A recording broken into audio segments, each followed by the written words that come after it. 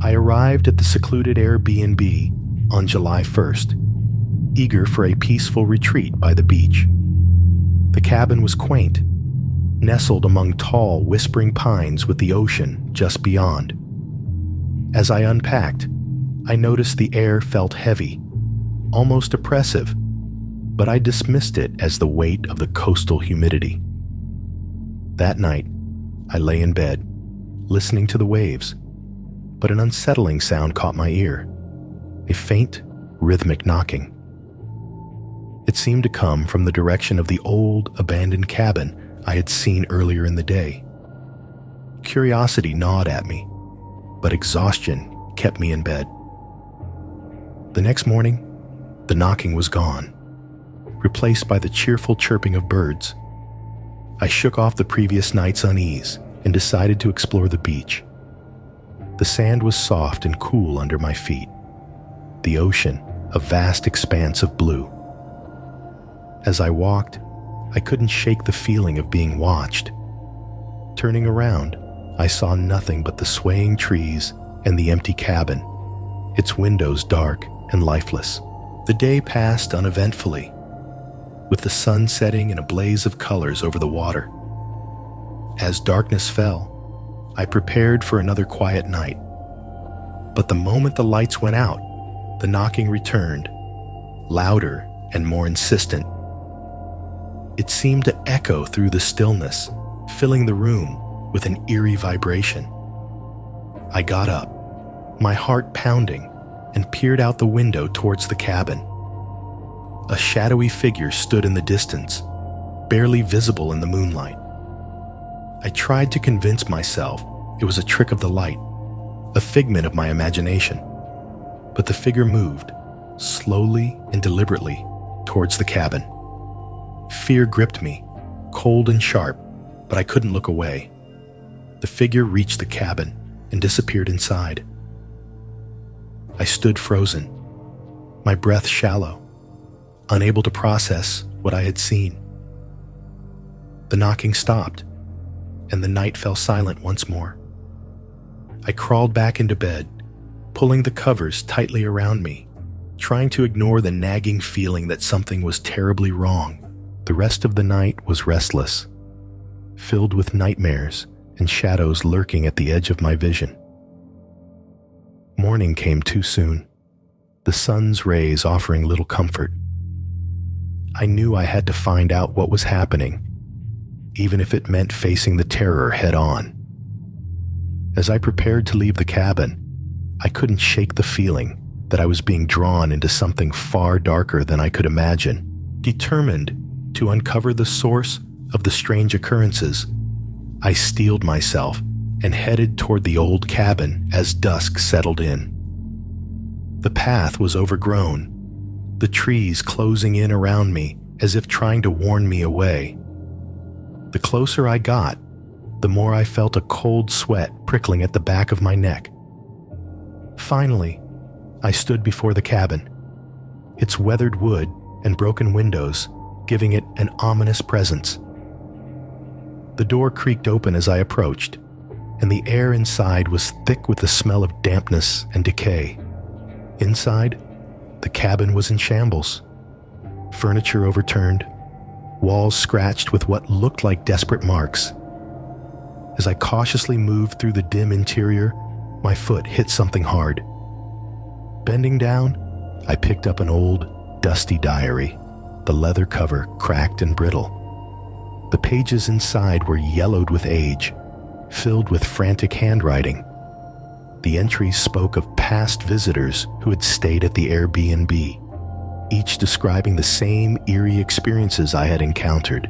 My heart raced as I read on, the final entries becoming more and more disjointed, as if the writer had been losing their grip on reality. The last page was stained with something dark, and the words scrawled across it sent a chill down my spine. The watcher comes at night. We are never alone. I slammed the diary shut, the echo of my heartbeat filling the oppressive silence. The wind outside howled through the cracks in the cabin, making the walls groan. Just as I was about to leave, I saw it again. The shadowy figure, standing at the edge of the trees, watching me. It was closer this time, its features still obscured in darkness. Panic surged through me, and I backed away. But something inside the cabin shifted, a low creak that made my blood run cold. The door slammed shut behind me, and I was plunged into darkness.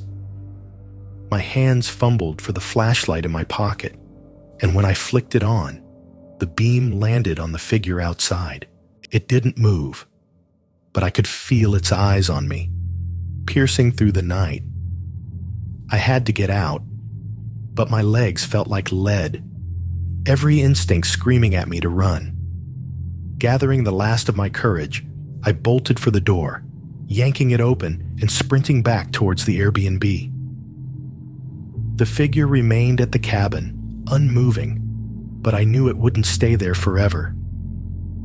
I burst through the door of the Airbnb, locking it behind me, my breath coming in ragged gasps. The diary was still clutched in my hand, its dark warnings echoing in my mind. That night, the knocking didn't stop. It was relentless, pounding in sync with my racing heart. I huddled in the corner of the room, flashlight clutched in one hand, the diary in the other. The shadows danced on the walls, and I could feel the watcher's presence growing stronger. The night stretched on endlessly, the knocking a constant reminder that I was not alone. As dawn finally broke, the knocking ceased, but the terror lingered. The next morning, I was a wreck. My hands trembled as I packed my belongings, my mind still reeling from the events of the night before. Every creak of the floorboards, every rustle of the wind outside made my heart jump. The sun was shining brightly, but the warmth did nothing to chase away the cold fear that had settled deep in my bones. I knew I couldn't leave, not yet. Something was drawing me back to that cabin, a need to understand what was happening, even if it meant facing my worst fears. With the diary tucked under my arm, I made my way back to the cabin. This time, the journey felt different, more ominous, as if the very air around me was charged with tension. The path seemed narrower, the trees closer, their branches reaching out like twisted fingers. When I arrived, the cabin stood silent, almost as if it were waiting for me. I pushed open the door, my heart pounding in my chest, and stepped inside. The interior looked the same as before, but there was a palpable difference in the atmosphere. The air was thick, almost suffocating, and the shadows seemed to pulse with a life of their own. I felt like I was being watched, every step I took echoing ominously in the stillness. I opened the diary again, flipping through the pages to find something I had missed. Then I noticed it, a small, folded piece of paper tucked in the back cover. With trembling hands, I unfolded it. The note was a hastily scrawled map, showing the location of something hidden beneath the floorboards of the cabin. My breath caught in my throat as I looked around, spotting a loose board near the fireplace. Kneeling down, I pried it up with shaking hands, revealing a small metal box. My heart raced as I opened the box. Inside were letters, old photographs, and a key. The letters were addressed to someone named Emily, detailing a tragic love story that had ended in sorrow and despair. The photographs were of a young couple, happy and in love, but the last photo was different. It showed the same cabin, with a shadowy figure in the background, watching them. A chill ran down my spine as I realized that the watcher had been here long before me. The key, I realized, must belong to the old, rusted lock on the cabin's door. My hands shook as I fit the key into the lock, hearing a faint click as it turned. But as soon as I did, the room grew colder, the shadows deepening around me. The air was thick with a presence I couldn't see, but I could feel it, closing in on me, suffocating. Suddenly, the door to the cabin slammed shut, trapping me inside. The temperature dropped further, my breath visible in the icy air. The knocking returned, now louder and more insistent, coming from all around me. The shadows moved, shifting and writhing, as if alive. Panic surged through me as I tried to open the door, but it wouldn't budge. I was trapped, the watcher closing in, and there was no escape. My mind raced, trying to make sense of it all, but the fear was too overwhelming. The only thing I could do was wait and hope that the nightmare would end. The knocking grew louder, the shadows pressing in on me, and just when I thought I couldn't take it anymore, everything stopped. The cabin was silent, the shadows still. Slowly, I turned around, and there it was, the watcher, standing just a few feet away, its form more solid now, but still shrouded in darkness. I felt my heart nearly stop, but something in its eyes, if they were eyes, kept me frozen in place. It wasn't anger or malice that I saw. It was sadness, a deep, overwhelming sorrow that seemed to resonate with the tragic love story I had uncovered. The watcher stood there, its form barely distinguishable, but the sorrow in its presence was palpable. I felt a strange connection to it, as if it was trying to communicate something important. My fear slowly gave way to empathy, and I took a tentative step forward. The air was still icy, but the suffocating pressure began to lift. The watcher didn't move, but I could sense its focus on the letters and photographs I held in my trembling hands. It was waiting for me to do something that would bring peace to whatever haunted this place. With trembling fingers, I placed the letters and photographs on the floor where the box had been hidden. The shadows in the room seemed to recede slightly, as if acknowledging the gesture. The watcher remained still, but its presence felt less oppressive, more resigned. I suddenly understood that this was its final request, to be remembered, to have its story told, and to find closure in the memories left behind. I whispered a promise to the watcher, vowing to tell the story it couldn't share in life. The atmosphere in the cabin shifted once more, the shadows pulling back further, the cold less biting. The watcher's form began to fade, slowly dissolving into the dim light of the room. I watched in awe and sadness as it disappeared, leaving behind only the faintest trace of its presence. The knocking that had haunted me for days was gone, the silence now comforting rather than terrifying. It was over. I stood in the cabin for a moment longer, absorbing the weight of what had just happened. The room felt different now, warmer, lighter, as if the very walls had been freed from the burden of the past. I carefully placed the box back where I had found it, feeling a sense of completion.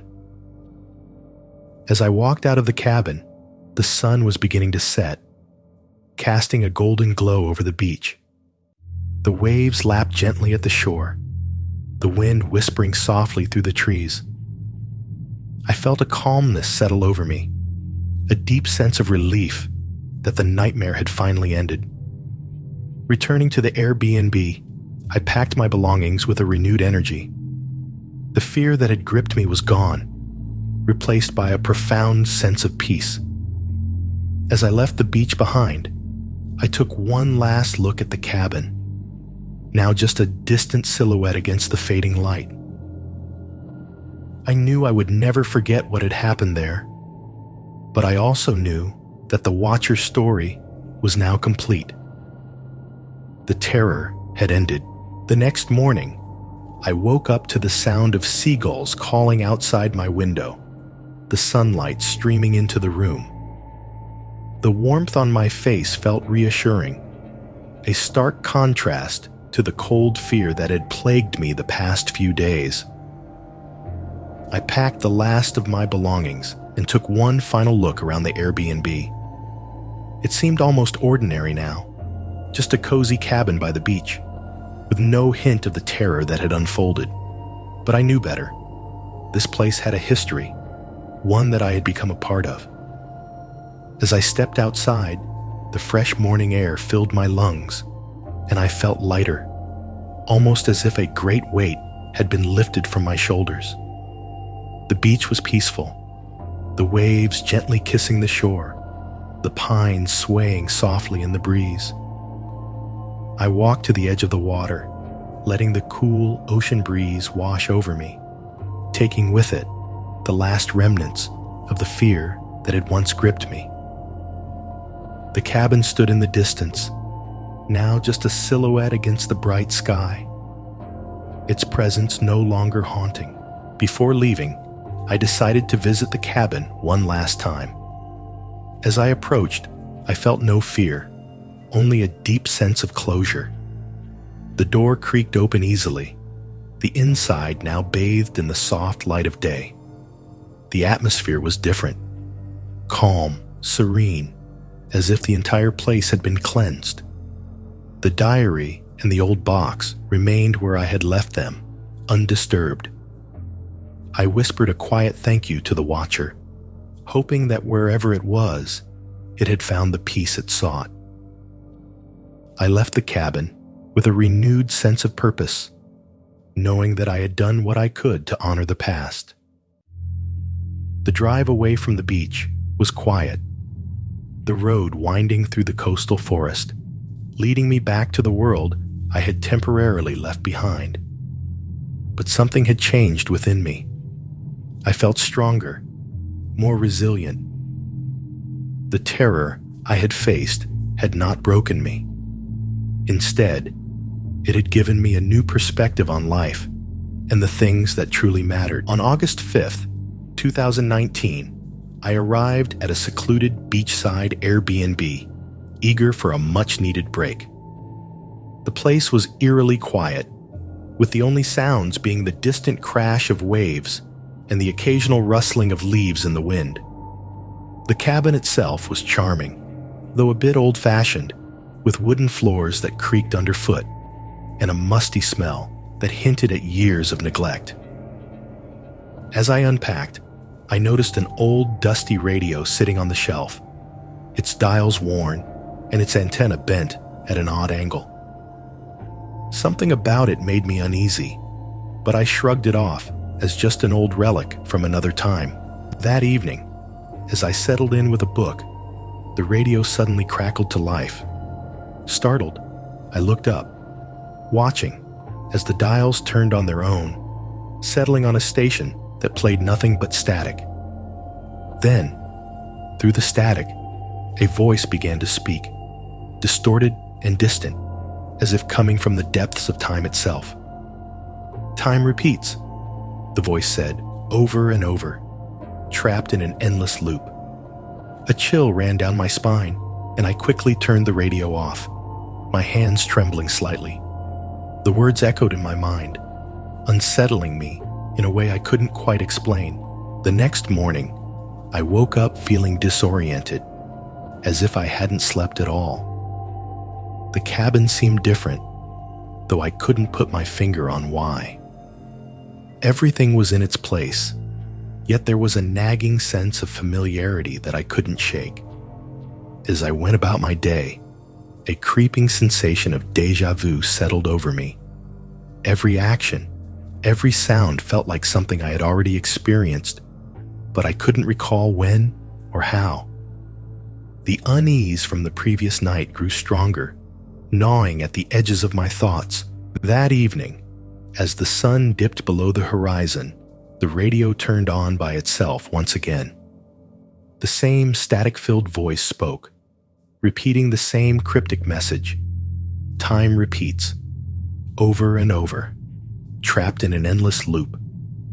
Panic began to rise within me, and I unplugged the radio, hoping that would put an end to the disturbing broadcasts. But the words lingered in the air, a haunting reminder that something was terribly wrong. The thought that I might be stuck in some sort of time loop crossed my mind, but I quickly dismissed it as ridiculous, a figment of an overactive imagination. However, the following day brought no relief. I awoke to the same feelings of disorientation and déjà vu, everything around me seemingly locked in a strange repetition. The radio, despite being unplugged, continued to play its ominous message, the voice growing louder and more insistent with each passing hour. The reality of my situation began to sink in, and with it came a growing sense of dread. I was trapped, caught in a loop that I had no idea how to escape. The days began to blur together, each one an eerie reflection of the last, with no end in sight. As the days wore on, the sense of repetition became unbearable. Each morning, I woke to the same sounds, the waves crashing against the shore, the creaking of the old wooden floors, and the ominous crackle of the radio. No matter what I did, the day unfolded in exactly the same way, with the same conversations, the same moments, the same haunting message from the radio. My attempts to break the pattern became increasingly desperate. I tried everything, leaving the cabin early, taking different routes along the beach, even smashing the radio to pieces. But every morning, it was as if nothing had changed. One day, in a fit of frustration, I decided to drive away, to leave the Airbnb and escape this cursed loop. But as I packed my bags and reached for the door, a wave of dizziness hit me. The world spun around me, and when I opened my eyes, I was back in bed, the morning sun streaming through the window as if I had never left. The realization hit me like a punch to the gut. There was no escape. I was trapped, doomed to repeat the same day over and over, with no end in sight. The isolation began to wear on me, the loneliness amplified by the endless loop. The once peaceful beach now felt like a prison, the crashing waves a constant reminder of my entrapment. I started to notice small changes, little details that seemed out of place. An object slightly moved, a different bird call outside, the smell of salt in the air just a bit stronger. At first, I thought I was imagining things, but as the days wore on, the changes became more pronounced. It was as if the loop was slowly unraveling, the fabric of reality itself beginning to fray. One evening, while pacing the cabin in frustration, I noticed something strange outside, a figure standing on the beach, facing the ocean. They were too far away for me to make out any details, but I felt an inexplicable pull to go to them. I hurried outside, my heart pounding, but by the time I reached the spot, the figure had vanished, leaving only footprints in the sand. The sense of déjà vu was overwhelming as I realized that I had seen those footprints before, in exactly the same spot, many times over. Returning to the cabin, I was more determined than ever to break the loop. The changes, the figure on the beach, all pointed to something, some hidden truth just out of reach. I began to search the cabin more thoroughly, hoping to find a clue, something that would explain what was happening to me. Days blurred together as I combed through every inch of the place, but no matter how hard I searched, the answer eluded me. The radio continued its taunting message, the voice growing louder, almost mocking me. Time repeats, over and over, trapped in an endless loop. I was on the verge of giving up when I noticed something I had overlooked before: a small, barely visible door in the back of the closet. It was locked, but the key I found tucked behind the old radio seemed to fit perfectly. My heart raced as I turned the key, the lock clicking open with a sound that echoed through the empty cabin. As I pulled the door open, a cold draft swept over me, and I was met with a set of narrow stairs leading down into darkness. This was it. The answer to the loop lay somewhere below, waiting to be uncovered. With the small door now open, I hesitated, staring down into the pitch-black void below. The narrow stairs seemed to descend endlessly into the earth, the air thick with dampness and an unsettling chill. I took a deep breath, steeling myself for whatever lay ahead, and began my descent. Each step creaked under my weight, the sound echoing in the confined space, amplifying the eerie silence that surrounded me. The further I went, the more oppressive the atmosphere became, as if the very walls were closing in on me. The stairs led to a small, dimly lit room, its stone walls cold and rough to the touch. The only light came from a single, flickering bulb hanging from the ceiling, casting long, shifting shadows across the floor. In the center of the room stood an old wooden table, its surface covered in dust and cobwebs. On the table lay several items: a rusted key, a stack of yellowed papers, and an antique clock, its hands frozen at midnight. The scene was surreal, as if I had stepped into another time, another reality. As I approached the table, my heart raced with a mix of fear and anticipation. I picked up the stack of papers, my hands trembling as I unfolded them. The handwriting was familiar, my own. Each page detailed the same events I had been experiencing over and over, each loop meticulously documented. The realization hit me like a cold wave. I had been here before, many times, and each time I had found this same room, this same table, only to forget it all when the loop reset. The horror of it all began to sink in, the knowledge that I had been trapped in this cycle for far longer than I could comprehend. The clock on the table began to tick softly, its hands moving ever so slightly, signaling that something was changing. I glanced at the rusted key beside it, knowing that it must hold the answer to breaking the loop. But as I reached for it, a cold draft swept through the room, and the shadows on the walls began to twist and writhe. The air grew thick with an unseen presence, the same one I had felt during the loops above. I turned around, my breath catching in my throat as I saw the faint outline of a figure standing in the corner of the room, its form barely visible in the dim light. It was the same figure I had seen on the beach, now closer, more defined.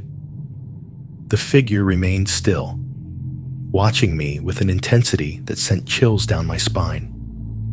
Fear surged through me, but I forced myself to focus on the key. I knew that whatever was happening, this key was my only hope of escape. I grabbed it, feeling its cold, rusted metal against my skin, and turned to face the figure. The clock's ticking grew louder, almost deafening, as I held the key tightly in my hand. The figure remained silent, unmoving, but I could feel its presence growing stronger, more oppressive. I knew I had to act quickly. Without another thought, I ran back up the stairs, the key clutched in my fist. The figure's presence following me, lingering just at the edge of my senses. As I reached the top of the stairs, I slammed the door shut behind me, my heart pounding in my chest. The cabin was eerily quiet, the radio silent for the first time since I arrived. But I knew the loop wasn't broken yet. The final test lay ahead. Back in the cabin, the atmosphere felt even more oppressive, the air thick with tension.